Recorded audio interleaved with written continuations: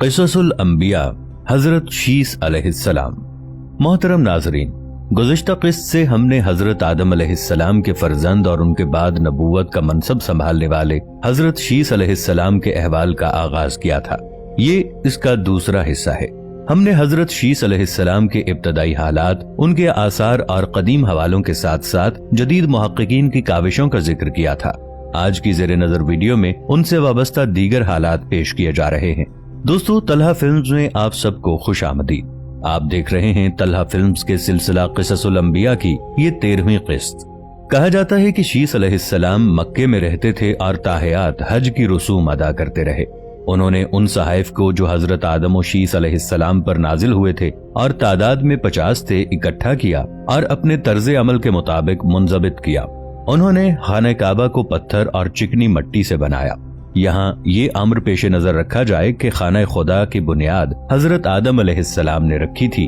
फिर तूफान नूह में काबे के आसार मिट जाने के बाद हजरत इब्राहीम अलैहिस्सलाम और हजरत इस्माइल अलैहिस्सलाम की तरफ से काबतुल्लाह को अस्सर नौ उस्तवार करने का वाकया सबसे नुमाया है। ताहम काबे को पत्थर और चिकनी मट्टी से मजबूत करने में हजरत शीस अलैहिस्सलाम के किरदार का भी जिक्र मौजूद है। एक सवाल जो आम लोगों के जहनों में पैदा होता है ये है कि क्या हजरत शीस अलैहिस्सलाम मक्का में हजरत इब्राहीम अलैहिस्सलाम से भी पहले आए थे? क्योंकि तासुर यही है कि मक्का में हजरत इब्राहीम अलैहिस्सलाम की आमद से कब्ल कोई जीरू ना था। इसका जवाब जरा मुफस्सल है, मगर पूरा पसे मंजर बयान किए बगैर बात वाज़े ना होगी। कुरान मजीद की सूरतुल इनाम में अल्लाह ताला ने मक्का मुकर्रमा को उम्मुल कुरा यानी इंसानी बस्तियों की मां कहा है और सूरह आले इमरान में मक्का मुकर्रमा में कायम खाना खुदा को लोगों के लिए अव्वलीन इबादत गाह कहा है। बेशक सबसे पहला घर जो लोगों की इबादत के लिए बनाया गया वही है जो मक्का में है, बरकत वाला है और सारे जहान वालों के लिए मरकज़े हिदायत है। खाना काबा की पहली तामीर मलाइका ने की और फिर जब हजरत आदम अलैहिस्सलाम जमीन मक्का पर तशरीफ लाए तो उन्होंने इसकी दोबारा तामीर की। हजरत उबैदुल्लाह बिन ज़ियाद रिवायत करते हैं कि अल्लाह रब्बुल इज्जत ने अबुल बशर सैयदना आदम अलैहिस्सलाम से फरमाया, ए आदम, आसमान पर जो मेरा घर है इसकी सीध में जमीन पर मेरा एक घर बनाओ, फिर तुम और तुम्हारी औलाद इसका तवाफ करो जिस तरह फरिश्ते मेरे अर्श का तवाफ करते हैं। नबी अकरम सल्लल्लाहु अलैहि वसल्लम ने फरमाया, अल्लाह ताला ने हजरत आदम और हव्वा की तरफ जिब्रील अमीन को भेजा और हुक्म दिया कि दोनों मिलकर मेरा घर बनाओ। इस हुक्म पर सैयदना आदम अलैहिस्सलाम ने तामीर काबा की जो तूफान नूह तक कायम रही। तूफान नूह के वक्त खाना काबा की जगह ऊंचे टीले की तरह रह गई और इसके तमाम आसार और निशानात मिट गए। लोगों को इतना तो याद था कि इस जगह खुदा का घर हुआ करता था, मगर इसकी असल जगह के बारे में कोई यकीन और एतमाद से नहीं कह सकता था। काबा की जगह एक सुर्ख टीला उभर आया था जिस पर सैलाब का पानी चढ़ता रहता। लोग इतना जानते थे कि ये काबे का मकाम है, लेकिन वो जगह का तयन करने से कासिर थे। मजलूम और पनाह के मुतलाशी दूर दराज इलाकों से वहां आते और करबो मुसीबत से निजात के लिए दुआएं करते जो मुस्तजाब होती। बेमुराद आते और बामुराद होकर जाते। लोग उस जगह का हज भी करते थे। इस तफसील से ये अंदाजा किया जा सकता है कि ये लोग हजरत आदम अलैहिस्सलाम और शीस अलैहिस्सलाम ही की नस्ल से थे, जो खुदा की वहदानियत पर यकीन रखते थे और इबादत की गरज से कशां कशां चले आते थे। हजरत इब्राहीम अलैहिस्सलाम के जमाने तक काबा इसी हाल में रहा।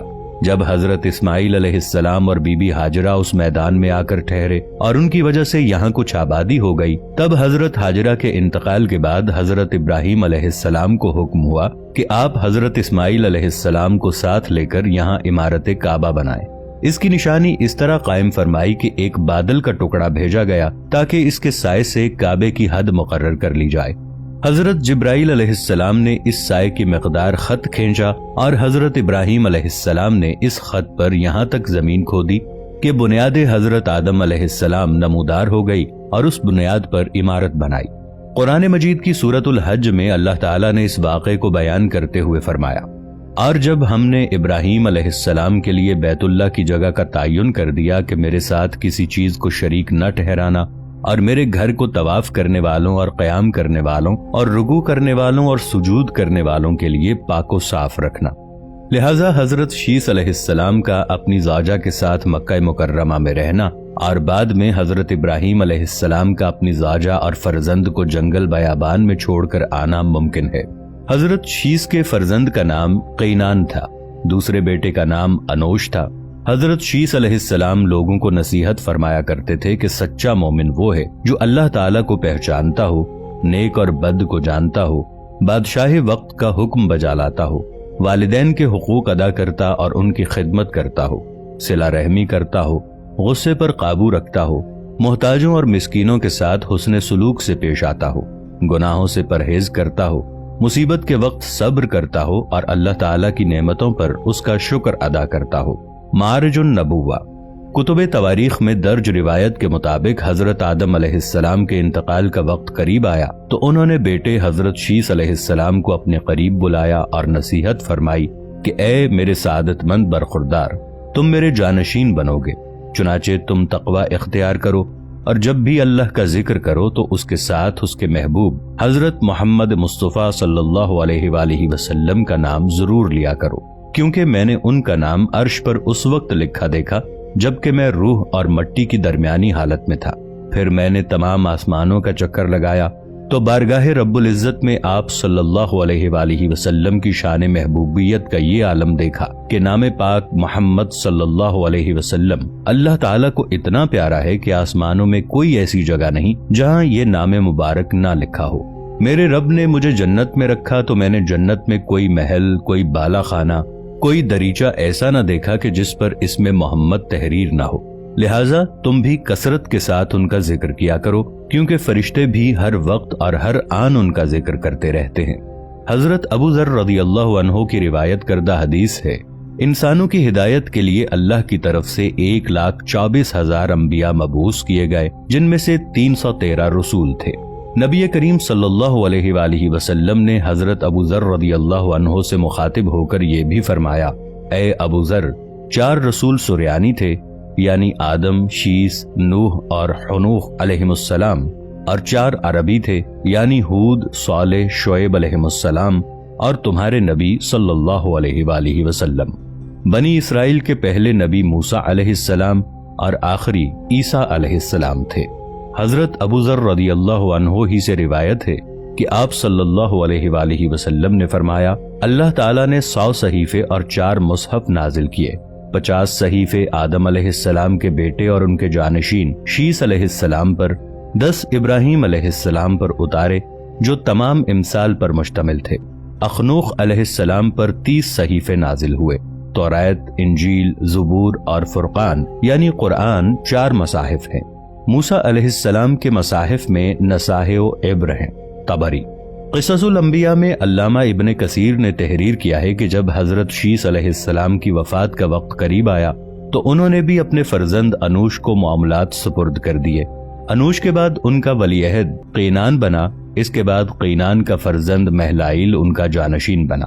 ایرانی عجمی لوگ انہی کے بارے میں خیال رکھتے تھے کہ یہ 7 ولایتوں کے بادشاہ بنے، اور یہ پہلے شخص ہیں جنہوں نے جنگلات کا صفایا کر کے شہروں اور قلعوں کی بنیاد ڈالی، اور انہوں نے ہی شہر بابل اور شہر سوس آباد کیے۔ ابلیس اور اس کے لشکریوں، جنوں وغیرہ کو بھی مار مار کر انسانی آبادی سے بھگا کر ویرانوں اور گھاٹیوں میں دھکیل دیا۔ ان کا ایک بڑا تاج بھی تھا اور وہ لوگوں کو واعظ بھی فرماتے تھے۔ ان کی بادشاہی 40 سال تک رہی۔ جب وفات کا وقت قریب آیا تو انہوں نے اپنے فرزند اخنوخ کو اپنا جانشین مقرر کیا اور انہیں مختلف کاموں کی انجام دہی کے حوالے سے وصیت کی۔ مشہور اقوال کے مطابق یہی اخنوخ حضرت ادریس علیہ السلام تھے، جنہیں حضرت شیس علیہ السلام کے بعد اللہ نے نبوت سے سرفراز فرمایا۔ حضرت شیس علیہ السلام کی وفات 912 برس کی عمر میں ہوئی اور ان سے منسوب مزارات 3 مختلف مقامات، نمبر 1 غزہ، نمبر 2 عراق کے شہر موصل اور نمبر 3 ایودھیا بھارت میں بیان کیے جاتے ہیں۔ ان تینوں میں سے کس میں حضرت شیس علیہ السلام مدفون ہیں یہ اللہ تعالیٰ ہی بہتر جانتا ہے۔ قصص القرآن معارج النبوہ روح البیان میں ان کا ذکر آیا ہے۔ موصل میں قائم مزار کو عراق جنگ کے دوران شدید نقصان پہنچا۔ بعض روایات کے مطابق حضرت شیس علیہ السلام کا مکہ مکرمہ میں انتقال ہوا اور وہ وہیں سپرد خاک کیے گئے، جبکہ ایک خیال یہ بھی ہے کہ حضرت شیس علیہ السلام کا مزار لبنان کے ایک گاؤں شیس نبی میں ہے، جہاں ان کے نام سے ایک مسجد بھی قائم ہے۔ 13वीं सदी ईस्वी और बाद में आने वाले अरब जोग्राफिया दानों की रिवायत के मुताबिक हजरत शीस अलैहिस्सलाम का मज़ार फलस्तीन के शहर रमल्ला के शिमाल मशरक में वाक़े एक गांव बशीस में था।